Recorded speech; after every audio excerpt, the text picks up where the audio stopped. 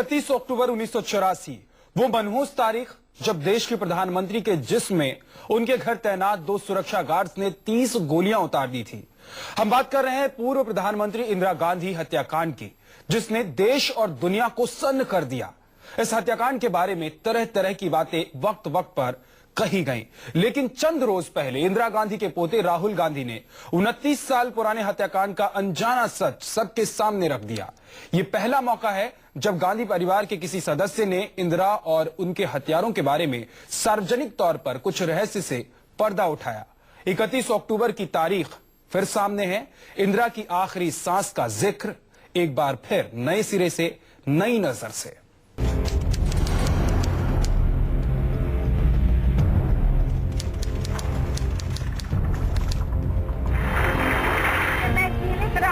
नहीं रहूं और जब तक मुझे काम है तब तक सेवा ही ले जाए, और जब मेरी जान जाएगी तो मैं कह सकती हूँ कि एक खून का खतरा जिसका मेरा है, तो एक खून एक भारत को जीवित करेगा। कलिंग की धरती से इंदिरा गांधी के एक एक शब्द हिंदुस्तान के लिए इंदिरा की कुर्बानी की गवाही दे रहे थे।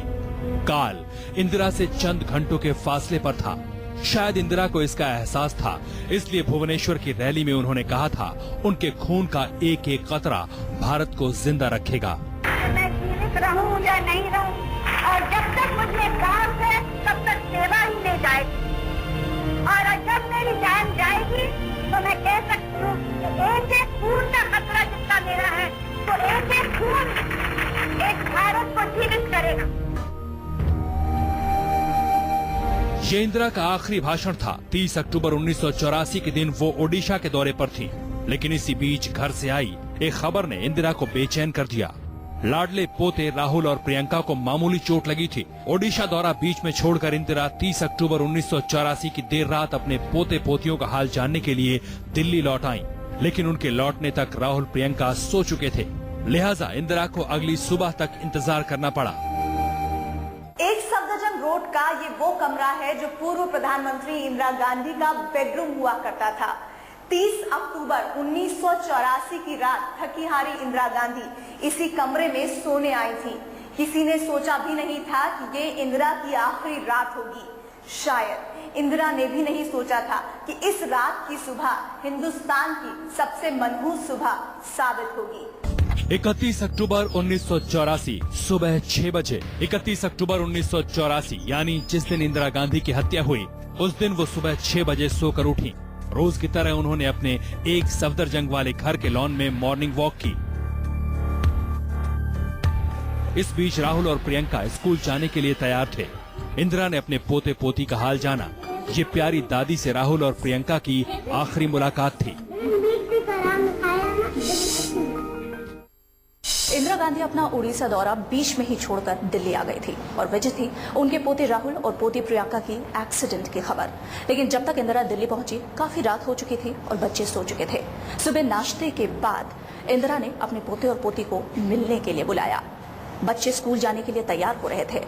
बच्चों को जब इंदिरा ने अपने सामने पाया और सही सलामत पाया तो खुशी से उन्हें गले लगा लिया। प्रियंका और राहुल की इंदिरा गांधी से ये आखिरी मुलाकात थी। दादी को देर हो गई, खा चुके तुम लोग? नहीं खाई। मैंने सब चिप्स खा लिया, ग्रेवी खा लिया, मीट अगर अच्छी मीट भी कराम खाया ना, लेकिन अच्छी नहीं। अगर ठीक से नहीं खाएंगे तो बड़ी कैसी होंगी? मम्मी खाने से क्या होता है? उससे हड्डी बनती है, खून बनता है, ये सब चीजें खाने से बनती है। खून क्या? खून जब अपने अंदर खून है लाल लाल, कभी कभी चोट निकलती है तो निकलता है ना, तो अगर अच्छे बड़े होना है, मजबूत होना है तो अच्छी तरह से खाना सब जगह खून, एक जगह। राहुल और प्रियंका स्कूल गए तो इंदिरा ने अपने बेडरूम में सुबह का नाश्ता किया और अखबार पलटे। उस दिन इंदिरा अपनी पसंदीदा ऑरेंज कलर की साड़ी में थी। उन्हें विदेशी टेलीविजन के लिए इंटरव्यू देना था। यह है एक सफदरजंग रोड का ड्राइंग रूम। यही वो जगह है जहां इंदिरा गांधी का आखिरी बार मेकअप हुआ था। मेकअप के बाद उन्हें एक खास इंटरव्यू देना था। 31 अक्टूबर 1984 की सुबह उनका ये पहला अपॉइंटमेंट था। इंदिरा के इंटरव्यू का वक्त सुबह 9:20 पर था। इसके लिए इंदिरा सुबह 9:10 पर अपने एक सफदरजंग वाले घर से पैदल ही अपने एक अकबर रोड वाले दफ्तर के लिए निकल गईं। 31 अक्टूबर 1984 सुबह 9:10। वक्त की पाबंद इंदिरा तेज कदमों के साथ पास वाले एक अकबर रोड वाले बंगले की तरफ बढ़ने लगी। उनके साथ कुछ दूरी पर निजी सचिव आर.के. धवन के साथ साथ कुछ सुरक्षाकर्मी और निजी सहयोगी भी थे। इंदिरा गांधी समेत 5 लोग एक सफदरजंग रोड से एक अकबर रोड की ओर बढ़ रहे थे। आगे आगे इंदिरा गांधी चल रही थी और उनके पीछे दिल्ली पुलिस का जवान नारायण सिंह उन्हें धूप से बचाने के लिए छाते लिए चल रहा था। इसके पीछे आर.के. धवन, उनके खासम खास, दिल्ली पुलिस का सब इंस्पेक्टर रामेश्वर दयाल और सबसे पीछे उनका पुश्तैनी नौकर नाथूराम था। तभी एक सफदरजंग रोड पहुंचे प्रधानमंत्री इंदिरा गांधी के राजनीतिक सचिव माखनलाल फोतेदार भी इंदिरा के पीछे एक अकबर रोड के लिए निकल पड़े। चले गए यहाँ से 1 नंबर सफदरजंग रोड से। मैं निकला बाहर तो इंदिरा जी, दवनजोर एक ये उनका जो वहाँ काम करता था वो, और 2 सिक्योरिटी गार्ड उनके, वो उनके साथ जा रहे थे। मैं कोई 40 से 50 गज पीछे चल रहा था। एक सफदरजंग रोड और एक अकबर रोड के गेट के बीच के करीब जैसे ही इंदिरा गांधी पहुंची, वैसे ही उनकी सुरक्षा में बरसों से तैनात बेअंत सिंह सामने आ गया। मौत की जिस आहट का एहसास कुछ घंटों पहले इंदिरा को भुवनेश्वर में हुआ था, वो घर में उनके सामने खड़ा था। बेअंत सिंह ने अपनी सर्विस रिवॉल्वर इंदिरा गांधी पर तान दी। ये देखकर इंदिरा चौंकी और उन्होंने बस इतना कहा, ये क्या कर रहे हो? इसके बाद सिर्फ गोलियों की आवाज सुनाई दी।